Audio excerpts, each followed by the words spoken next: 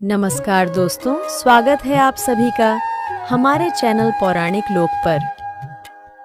ओम श्री विष्णुवे नमः। ओम श्री बृहस्पते नमः। मित्रों, सनातन धर्म में बृहस्पतिवार का दिन भगवान विष्णु को समर्पित होता है। कहते हैं कि जो भी व्यक्ति हर बृहस्पतिवार के दिन भगवान विष्णु की पूजा करता है और बृहस्पति देव की कथा सुनता है, तो बृहस्पति देव और भगवान विष्णु जी की कृपा से उनकी सभी परेशानियां दूर हो जाती हैं।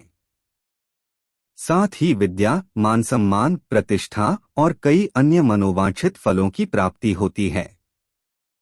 तो चलिए मित्रों, प्रभु श्री लक्ष्मी नारायण जी के चरण कमलों का ध्यान करते हुए सुनते हैं अथ श्री बृहस्पति देव की व्रत कथा। प्राचीन समय की बात है, एक नगर में प्रतापी और दानी राजा रहा करते थे। वह सदा ही गरीबों, ब्राह्मणों, दीन दुखियों की सहायता करते थे। पर राजा की यह बात उनकी रानी को अच्छी नहीं लगती थी।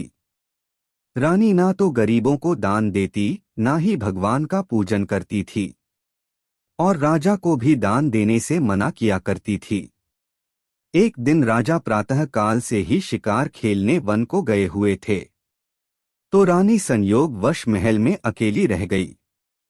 जब बृहस्पति देव को यह ज्ञात हुआ रानी अपने पति के दान पुण्य से असंतुष्ट है, तो उन्होंने सोचा, क्या वास्तव में रानी का हृदय इतना कठोर हो चुका है? इसे परखने के लिए बृहस्पति देव ने साधु का वेश धारण किया और राजा के महल की ओर चल दिए। महल के द्वार पर पहुंचकर उन्होंने भिक्षा मांगी, माते कृपया भिक्षा दें। रानी ने जब साधु को देखा तो बिना किसी संकोच के कठोर स्वर में कहा, हे साधु महाराज, मैं तो इस दान पुण्य से तंग आ गई हूं। मेरे पति सारा धन गरीबों पर लुटाते रहते हैं, इसलिए मेरी तो यही इच्छा है कि हमारा यह सारा धन नष्ट हो जाए।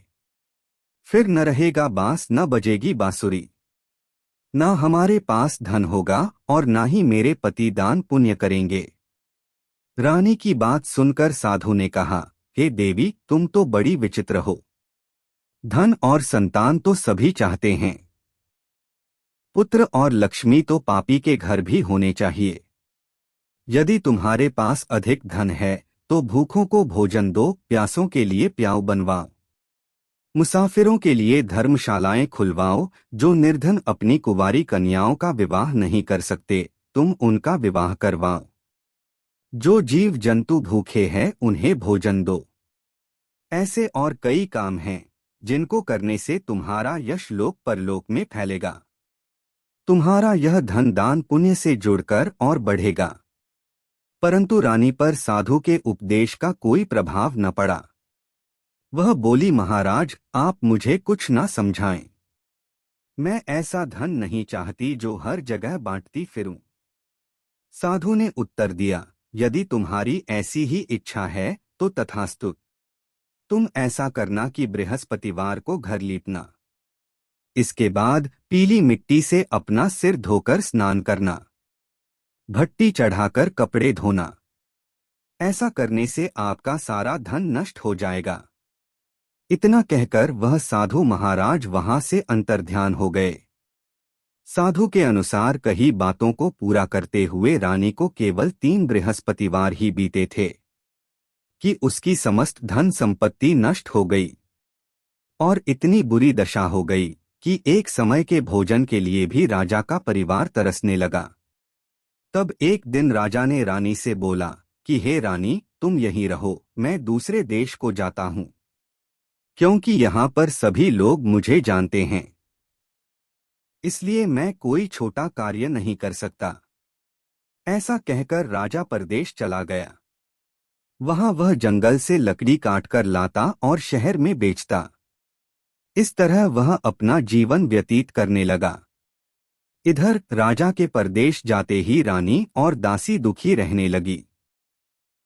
एक बार जब रानी और दासी को 7 दिन तक बिना भोजन के रहना पड़ा, तो रानी ने अपनी दासी से कहा, हे दासी, पास ही के नगर में मेरी बहन रहती है।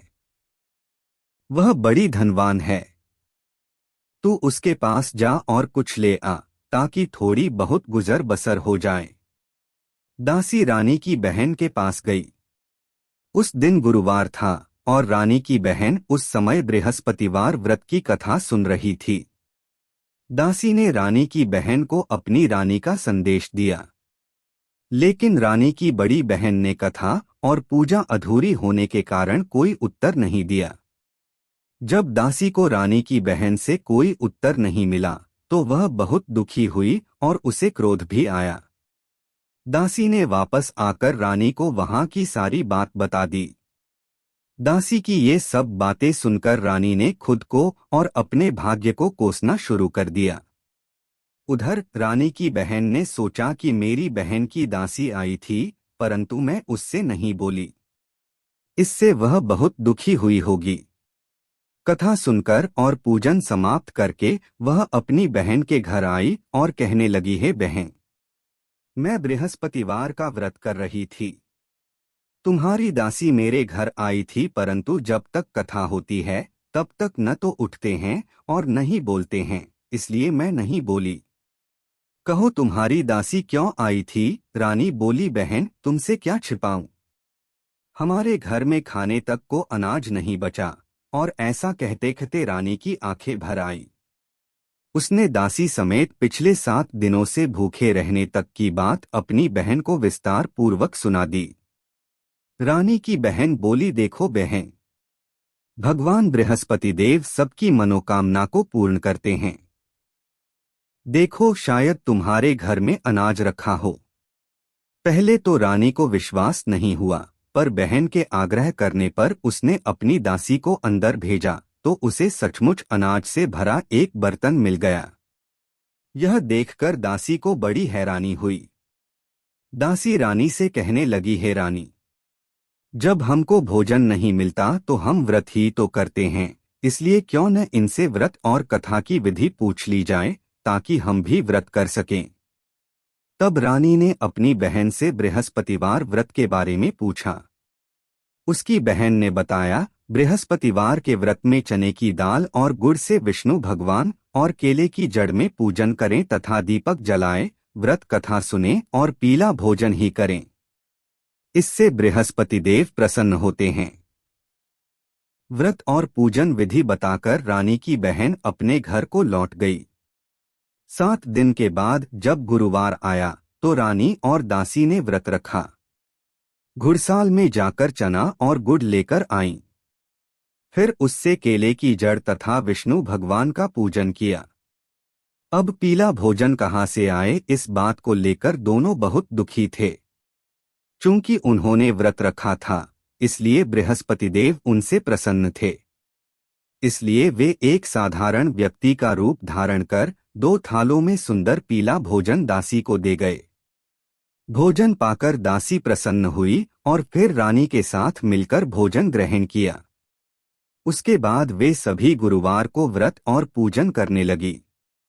बृहस्पति भगवान की कृपा से उनके पास फिर से धन संपत्ति आ गई, परंतु रानी फिर से पहले की तरह आलस्य करने लगी। तब दासी बोली, देखो रानी, तुम पहले भी इस प्रकार आलस्य करती थी, तुम्हें धन रखने में कष्ट होता था, इस कारण तुम्हारा सभी धन नष्ट हो गया था, और अब जब भगवान बृहस्पति की कृपा से धन मिला है तो तुम्हें फिर से आलस्य होता है। रानी को समझाते हुए दासी कहती है कि बड़ी मुसीबतों के बाद हमने यह धन पाया है, इसलिए हमें दान पुण्य करना चाहिए। भूखे मनुष्यों को भोजन कराना चाहिए और धन को शुभ कार्यों में खर्च करना चाहिए, जिससे तुम्हारे कुल का यश बढ़ेगा, स्वर्ग की प्राप्ति होगी और पितृ प्रसन्न होंगे। दासी की बात मानकर रानी अपना धन शुभ कार्यों में खर्च करने लगी, जिससे पूरे नगर में उसका यश फैलने लगा। इधर एक दिन राजा दुखी होकर जंगल में एक पेड़ के नीचे आसन जमाकर बैठ गया। वह अपनी दशा को याद करके व्याकुल होने लगा। बृहस्पतिवार का दिन था। एकाएक उसने देखा कि निर्जन वन में एक साधु प्रकट हुए। वह साधु वेश में स्वयं बृहस्पति देवता थे। लकड़हारे के सामने आकर बोले, हे लकड़हारे, इस सुनसान जंगल में तू चिंता मग्न क्यों बैठा है? लकड़हारे ने दोनों हाथ जोड़कर प्रणाम किया और उत्तर दिया, महात्मा जी, आप सब कुछ जानते हैं, मैं क्या कहूँ। यह कहकर रोने लगा और साधु को अपनी आत्मकथा सुनाई। महात्मा जी ने कहा, तुम्हारी स्त्री ने बृहस्पति के दिन बृहस्पति भगवान का निरादर किया है, जिसके कारण रुष्ट होकर उन्होंने तुम्हारी यह दशा कर दी। अब तुम चिंता को दूर करके मेरे कहने पर चलो तो तुम्हारे सब कष्ट दूर हो जाएंगे और भगवान पहले से भी अधिक संपत्ति देंगे। तुम बृहस्पति के दिन कथा किया करो।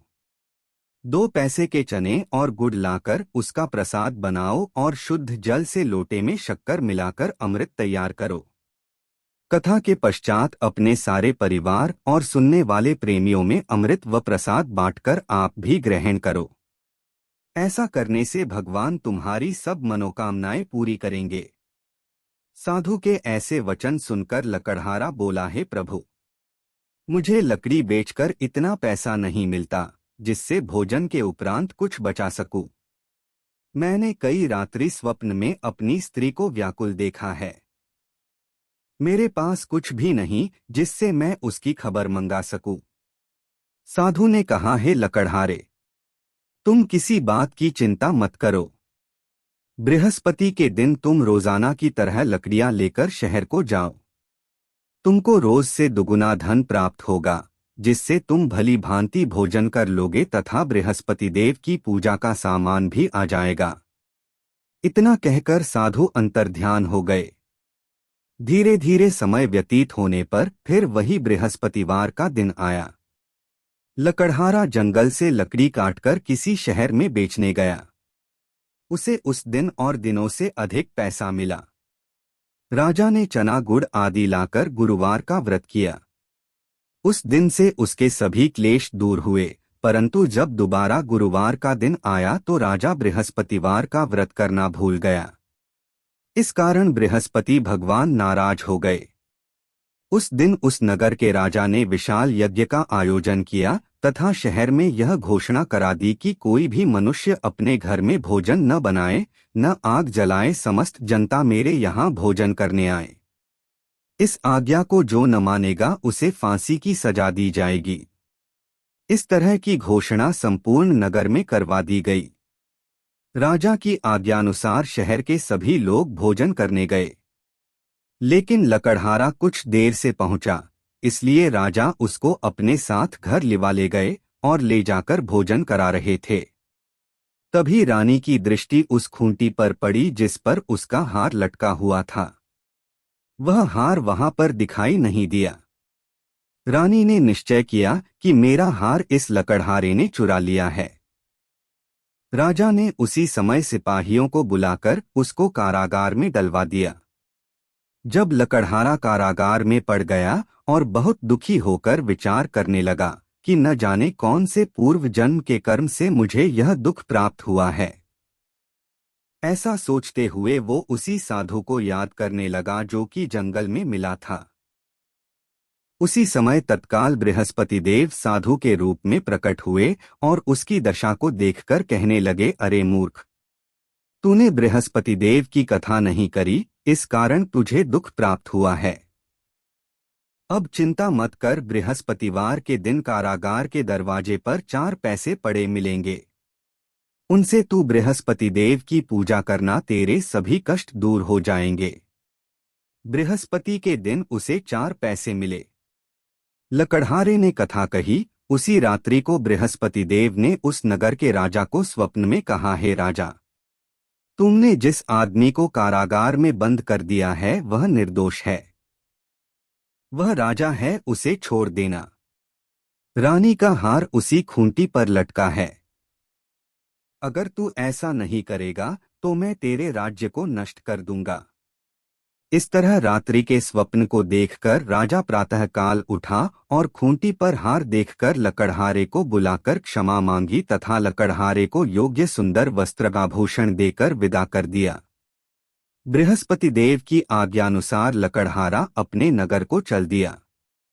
राजा जब अपने नगर के निकट पहुंचा तो उसे बड़ा आश्चर्य हुआ। नगर में पहले से अधिक बाग, तालाब, कुएं तथा बहुत सी धर्मशाला मंदिर आदि बन गई हैं। राजा ने पूछा, यह किसका बाग और धर्मशाला है? तब नगर के सब लोग कहने लगे, यह सब रानी और बांदी के हैं। तो राजा को आश्चर्य हुआ और गुस्सा भी आया। जब रानी ने यह खबर सुनी कि राजा आ रहे हैं, तो उन्होंने बांदी से कहा कि हे दासी, देख राजा हमको कितनी बुरी हालत में छोड़ गए थे। हमारी ऐसी हालत देखकर वह लौट न जाएं, इसलिए तू दरवाजे पर खड़ी हो जा। आज्ञानुसार दासी दरवाजे पर खड़ी हो गई। राजा आए तो उन्हें अपने साथ लिवा लाई। तब राजा ने क्रोध करके अपनी रानी से पूछा कि यह धन तुम्हें कैसे प्राप्त हुआ है? तब उन्होंने कहा, हमें यह सब धन बृहस्पति देव के इस व्रत के प्रभाव से प्राप्त हुआ है। राजा ने निश्चय किया कि 7 रोज बाद तो सभी बृहस्पति देव का पूजन करते हैं, परंतु मैं प्रतिदिन दिन में 3 बार कहानी तथा रोज व्रत किया करूंगा। अब हर समय राजा के दुपट्टे में चने की दाल बंधी रहती तथा वह दिन में 3 बार कहानी कहता। एक रोज राजा ने विचार किया कि चलो अपनी बहन के यहाँ हो आए। इस तरह निश्चय कर राजा घोड़े पर सवार हो अपनी बहन के यहाँ को चलने लगा। मार्ग में उसने देखा कि कुछ आदमी एक मुर्दे को लिए जा रहे हैं। उन्हें रोककर राजा कहने लगा, अरे भाइयों, मेरी बृहस्पति देव की कथा सुन लो। वे बोले, लो, हमारा तो आदमी मर गया है, इसको अपनी कथा की पड़ी है। परंतु कुछ आदमी बोले, अच्छा कहो, हम तुम्हारी कथा भी सुनेंगे। राजा ने दाल निकाली और जब कथा आधी हुई थी कि मुर्दा हिलने लग गया, और जब कथा समाप्त हो गई तो मुर्दा राम राम करके उठकर खड़ा हो गया। आगे मार्ग में उसे एक किसान खेत में हल चलाता मिला। राजा ने उसे देख और उससे बोले, अरे भैया, तुम मेरी बृहस्पतिवार की कथा सुन लो। किसान बोला, जब तक मैं तेरी कथा सुनूंगा तब तक 4 हरिया जोत लूंगा। जा अपनी कथा किसी और को सुनाना। इस तरह राजा आगे चलने लगा। राजा के हटते ही बैल पछाड़ खाकर गिर गए तथा किसान के पेट में बड़ी जोर का दर्द होने लगा। उस समय उसकी माँ रोटी लेकर आई। उसने जब यह देखा तो अपने पुत्र से सब हाल पूछा और बेटे ने सभी हाल कह दिया। तो बुढ़िया दौड़ी दौड़ी उस घुड़सवार के पास गई और उससे बोली कि मैं तेरी कथा सुनूंगी, तू अपनी कथा मेरे खेत पर चलकर ही कहना। राजा ने बुढ़िया के खेत पर जाकर कथा कही, जिसके सुनते ही वह बैल उठ खड़ हुए तथा किसान के पेट का दर्द भी बंद हो गया। अगले दिन राजा अपनी बहन के घर पहुंचा। बहन ने भाई की खूब मेहमानी की। दूसरे रोज प्रातःकाल राजा जगा तो वह देखने लगा कि सब लोग भोजन कर रहे हैं। राजा ने अपनी बहन से कहा, ऐसा कोई मनुष्य है जिसने भोजन नहीं किया हो, मेरी बृहस्पतिवार की कथा सुन ले। बहन बोली, हे भैया, यह देश ऐसा ही है कि पहले यहाँ लोग भोजन करते हैं, बाद में अन्य काम करते हैं। अगर कोई पड़ोस में हो तो देख आती हूँ। ऐसा कहकर देखने चली गई, परंतु उसे कोई ऐसा व्यक्ति नहीं मिला जिसने भोजन न किया हो। अतः वह एक कुम्हार के घर गई जिसका लड़का बीमार था। उसे मालूम हुआ कि उनके यहाँ 3 रोज से किसी ने भोजन नहीं किया है। रानी ने अपने भाई की कथा सुनने के लिए कुम्हार से कहा, वह तैयार हो गया। राजा ने जाकर बृहस्पतिवार की कथा कही, जिसको सुनकर उसका लड़का ठीक हो गया। अब तो राजा की प्रशंसा होने लगी। एक रोज राजा ने अपनी बहन से कहा कि हे बहन, हम अपने घर को जाएंगे, तुम भी तैयार हो जाओ। राजा की बहन ने अपनी सास से कहा। सास ने कहा, हाँ चली जा, परंतु अपने लड़कों को मत ले जाना क्योंकि तेरे भाई के कोई औलाद नहीं है। बहन ने अपने भैया से कहा, हे भैया, मैं तो चलूंगी पर कोई बालक नहीं जाएगा। राजा बोला, जब कोई बालक नहीं चलेगा तब तुम ही क्या करोगी? बड़े दुखी मन से राजा अपने नगर को लौट आया। राजा ने अपनी रानी से कहा, हम निर्वंशी हैं, हमारा मुंह देखने का धर्म नहीं है और कुछ भोजन आदि नहीं किया। रानी बोली, हे प्रभु, बृहस्पति देव ने हमें सब कुछ दिया है, वह हमें औलाद अवश्य देंगे। उसी रात को बृहस्पति देव ने राजा से स्वप्न में कहा, हे राजा, उठ, सभी सोच त्याग दे, तेरी रानी गर्भ से है। राजा की यह बात सुनकर बड़ी खुशी हुई। 9वें महीने में उसके गर्भ से एक सुंदर पुत्र पैदा हुआ। तब राजा बोला, हे रानी, स्त्री बिना भोजन के रह सकती है, पर बिना कहे नहीं रह सकती। जब मेरी बहन आए तुम उससे कुछ कहना मत। रानी ने सुनकर हाँ कर दिया। जब राजा की बहन ने यह शुभ समाचार सुना तो वह बहुत खुश हुई तथा बधाई लेकर अपने भाई के यहाँ आई। तभी रानी ने कहा, घोड़ा चढ़कर तो नहीं आई, गधा चढ़ी आई। राजा की बहन बोली, भाभी, मैं इस प्रकार न कहती तो तुम्हें औलाद कैसे मिलती। मित्रों, संसार में जो मनुष्य सद्भावना से भगवान जी का पूजन व्रत सच्चे हृदय से करते हैं तो उनकी सभी मनोकामनाएं पूर्ण करते हैं। जैसी सच्ची भावना से रानी और राजा ने उनकी कथा का गुणगान किया तो उनकी सभी इच्छाएं बृहस्पति देव जी ने पूर्ण की थीं। इसलिए पूर्ण कथा सुनने के बाद प्रसाद लेकर जाना चाहिए। हृदय से उसका मनन करते हुए जयकारा बोलना चाहिए। बोलो बृहस्पति देव की जय, भगवान विष्णु की जय। अब सुनते हैं दूसरी कथा। प्राचीन काल में एक ब्राह्मण रहता था। वह बहुत निर्धन था। उसके कोई संतान नहीं थी। उसकी स्त्री बहुत मलिनता के साथ रहती थी। वह ना तो स्नान करती और ना ही किसी देवता का पूजन करती।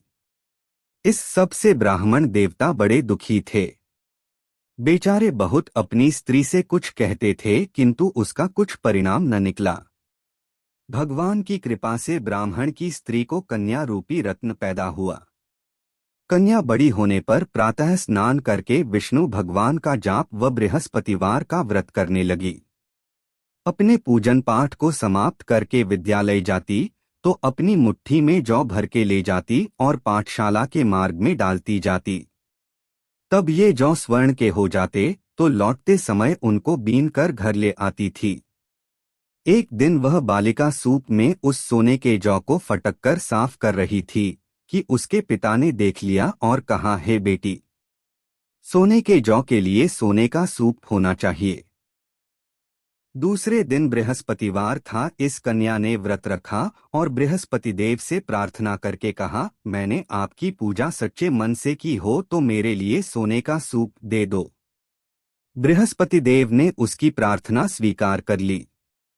रोजाना की तरह वह कन्या जौ फैलाती हुई जाने लगी। जब लौटकर जौ बीन रही थी तो बृहस्पति देव की कृपा से सोने का सूप मिला। उसे वह घर ले आई और उसमें जौ साफ करने लगी, परंतु उसकी मां का वही ढंग रहा। एक दिन की बात है कि वह कन्या सोने के सूप में जौ साफ कर रही थी। उस समय उस शहर का राजपुत्र वहां से होकर निकला। इस कन्या के रूप और कार्य को देखकर मोहित हो गया तथा अपने घर आकर भोजन तथा जल त्याग कर उदास होकर लेट गया। राजा को इस बात का पता लगा तो अपने प्रधानमंत्री के साथ उसके पास गए और बोले, हे बेटा, तुम्हें किस बात का कष्ट है? किसी ने अपमान किया है अथवा और कारण हो सो कहो, मैं वही कार्य करूंगा जिससे तुम्हें प्रसन्नता हो। अपने पिता की राजकुमार ने बातें सुनी तो वह बोला, मुझे आपकी कृपा से किसी बात का दुख नहीं है। किसी ने मेरा अपमान नहीं किया है, परंतु मैं उस लड़की से विवाह करना चाहता हूँ जो सोने के सूप में जौ साफ कर रही थी। यह सुनकर राजा आश्चर्य में पड़ गया और बोला, हे बेटा, इस तरह की कन्या का पता तुम ही लगाओ।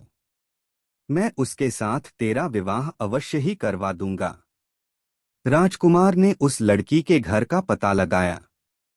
तब मंत्री उस लड़की के घर गए और ब्राह्मण देवता को सभी हाल बतलाया।